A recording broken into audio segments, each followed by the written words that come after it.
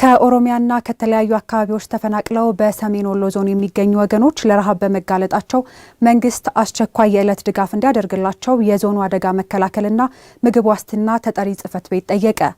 ተፈናቃዮቹን በስፍራው በመገኘት ያጽናኑትና ድጋፍ ያደረጉት የክቡር ዶክተር ብፁዕ አቡነ ኤርሚያስ መንግስት የዜጎችን ደህንነት በመጠበቅ መንግስታዊ ኃላፊነቱን እንዲወጣ አሳስበዋል። ባላለምዬ ተጨማሪ ዘገባ አለው። በኢትዮጵያ ባለፉት ዓመታት ዜጎች በማንነታቸውና በተለያዩ ምክንያቶች ከመኖሪያ ቀያቸው ተፈናቅለዋል። ለሰብአዊና ማህበራዊ እንዲሁም ኢኮኖሚያዊ ቀውስም ተዳርገዋል። በተለይም ከተለያዩ የኦሮሚያ አካባቢዎች ዜጎች የተሻለ ህይወት ከሚኖሩበት ቀያቸው ተፈናቅለው በሰሜን ወሎ ዞን የተለያዩ አካባቢዎችና ጃራ ጊዜያዊ መጠለያ የከፋ ህይወት እያሳለፉ ነው። ከመጣንስ 3 ወር ጥር 22 ቀን የተሰጠን ስንዴ ከዘዋዲ አግኝተን አናውቅም። እኛ ርቦናል፣ ጠምቶናል፣ ሙሉ እርዳታ አላገኘንም። ተጎዳን። ይሄው አሁን ጣናቱ እያመማቸው ሰውነታቸው ይቆስላል፣ ሙቀት ያበጃሉ። ዛሬ አሁን ተናት አባት ተዘመር ተወገን ተለይተን እየተራብን እየተጠማን ዝም ብለን ተቀምጠናን።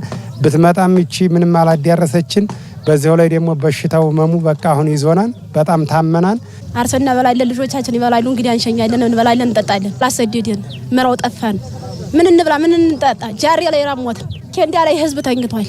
ያለ የሚበላ የሚጠጣ የለም።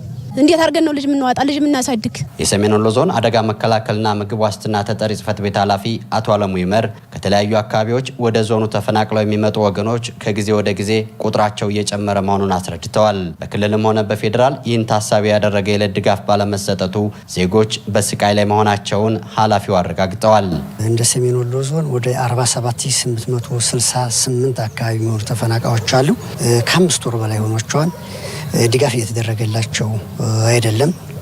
በካምፕ ደረጃም ያሉት በማህበረሰቡ ውስጥም ያሉት ተፈናቃዮች በችግርና በረሃብ ውስጥ ያሉበት ሁኔታ ነው ያለው። እኛም ለሚመለከተው አካል ሁሉ አድሬስ ለማድረግ ሞክረናል። እስካሁን ድረስ ግን ምላሽ እየተገኘ አይደለም።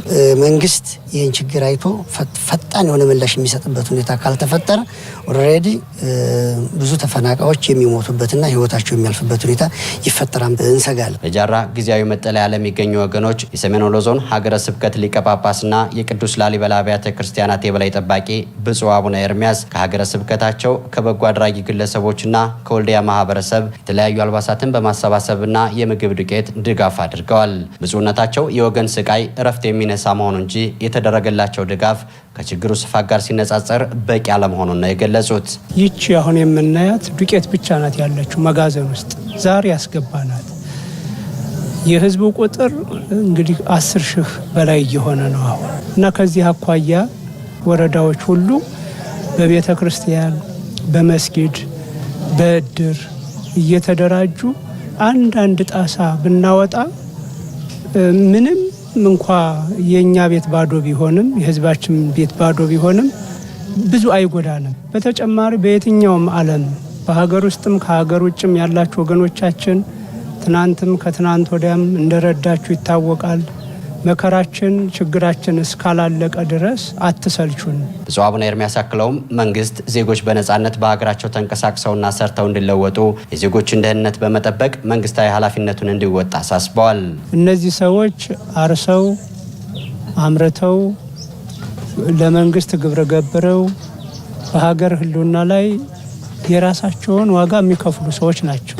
እንዲህ ዛሬ ተረድ የሆኑትና የመንግስት ትልቁ ስራ የህዝብን ህልውና ማረጋገጥ ነው።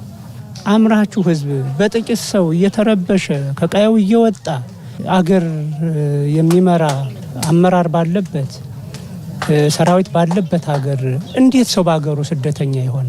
መንግስት በጣም ሊያስብበት ይገባል። ምንም ምክንያት ሳይሰጥ ስራ ሊሰራ ይገባል። ወደ ቀያቸው ሊመልሳቸው ይገባል ብዬ አስባለሁ። በጃራ ጊዜያዊ መጠለያ የሚገኙ ወገኖችም ድጋፍ ላደረጉላቸው ምስጋና አቅርበው መንግስት ጊዜያዊና ዘላቂ መፍትሄ እንዲሰጣቸው በአጽንኦት ጠይቀዋል። ሲሆን አገር ቢያገኝ ቢያነሳን ቢያሰፍረን ሰርተን ብንበላ ደሞም አገር ታልተገኘ በቃ ሙሉ እርዳታ ራሽን ምን ቢያስብልንና ብንበላ ብንጠጣ ነው።